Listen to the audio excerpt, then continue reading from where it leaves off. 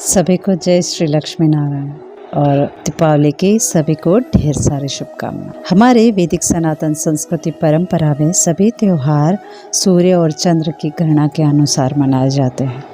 ज़्यादातर त्योहार सूर्य के अनुसार मनाए जाते हैं, लेकिन कुछ ही त्योहार चंद्रमा के अनुसार मनाए जाते हैं।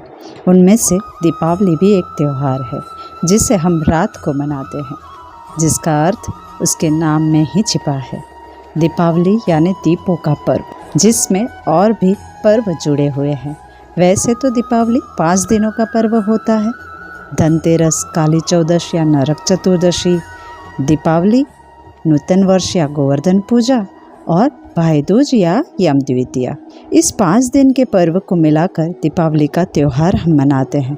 अब इसमें पहले 3 दिन 3 ऊर्जा का पर्व है, जिसमें धन त्रयोदशी यानी धनतेरस, माता लक्ष्मी और भगवान धन्वंतरी की पूजा होती है। पुराणों के अनुसार धन त्रयोदशी के दिन भगवान धन्वंतरी का प्राकट्य हुआ था। इनका प्राकट्य समुद्र मंथन के समय हुआ था, जिनके हाथ में अमृत का कलश था, और भगवान धन्वंतरी आरोग्य के देवता है। जिनके हाथ में अमृत का कलश हमारे अच्छे स्वास्थ्य को बताता है, जो संकेत है कि हमारा पहला धन हमारा अच्छा स्वास्थ्य है। अगर हम शारीरिक या मानसिक तौर से तंदुरुस्त नहीं होंगे तो हम कोई भी लक्ष्य तक नहीं पहुंच पाएंगे, क्योंकि माँ लक्ष्मी का अर्थ है जो लक्ष्य की प्राप्ति करे उसे हम लक्ष्मी कहते हैं। तो अगर लक्ष्य तक पहुंचना है तो हमारा स्वास्थ्य भी तंदुरुस्त होना चाहिए। इसीलिए धनतेरस के दिन हम धन्वंतरी और माता लक्ष्मी की पूजा करते हैं। उसके बाद दूसरी ऊर्जा के लिए काली चौदस को माता काली की उपासना करते हैं। काली चौदस यानी नरक चतुर्दशी, जो माँ काली को दर्शाती है, जो मोक्ष का मार्ग दिखाती है। इसीलिए इस दिन जप तप मंत्र सिद्ध का दिन है, जिसके करने से हम मोक्ष के मार्ग पर अग्रसर हो सके। और उसके बाद दीपावली के दिन माता सरस्वती, जो तीसरी ऊर्जा का प्रतीक है, उसकी पूजा होती है। तो धन और मोक्ष की प्राप्ति तभी प्राप्त हो सकती है जब ज्ञान हो, बुद्धि हो, समझ हो, वाणी में मिठास हो, और ये सब माता सरस्वती के पूजन से ही हो सकता है। तो इस प्रकार से यह 3 ऊर्जा हमारे त्रिगुणात्मक गुण का प्रतिनिधित्व करते हैं। उसके बाद प्रतिपदा को हम नूतन वर्ष, गोवर्धन पूजा या बलि प्रतिपदा दिन भी कहते हैं। पद्म पुराण और स्कंद पुराण में जब भगवान विष्णु ने वामन अवतार में राजा बलि से छल से 3 पग भूमि की मांग की थी, तब राजा बलि ने भगवान से वर मांगा था कि 14 अमावस्या और प्रतिपदा, यह 3 दिनों तक जो भी मनुष्य दीपदान करे, उनके घर में माता लक्ष्मी स्थिर भाव से निवास करे। इसीलिए दैत्यराज बलि को भगवान विष्णु ने चतुर्दशी से लेकर 3 दिनों तक का राज्य दिया है। इसीलिए इन 3 दिनों में यहाँ सर्वदा महोत्सव करना चाहिए। इसीलिए इन दिनों हम उत्सव मनाते हैं, नए वस्त्र धारण करते हैं, हम दान पुण्य करते हैं। इसीलिए हम हमारे नीचे काम करने वालों को भी खुश करते हैं, उन्हें भेंट देते हैं। इतना ही नहीं, इन दिनों अपने पितरों को भी याद करना चाहिए। हो सके तो अमावस्या के दिन पितृ तर्पण करना चाहिए, उनकी पूजा करनी चाहिए, उन्हें प्रणाम करना चाहिए। प्रतिपदा में अन्नकूट का महत्व है। इस दिन गोवर्धन पूजा की जाती है, जो सुबह को करते हैं।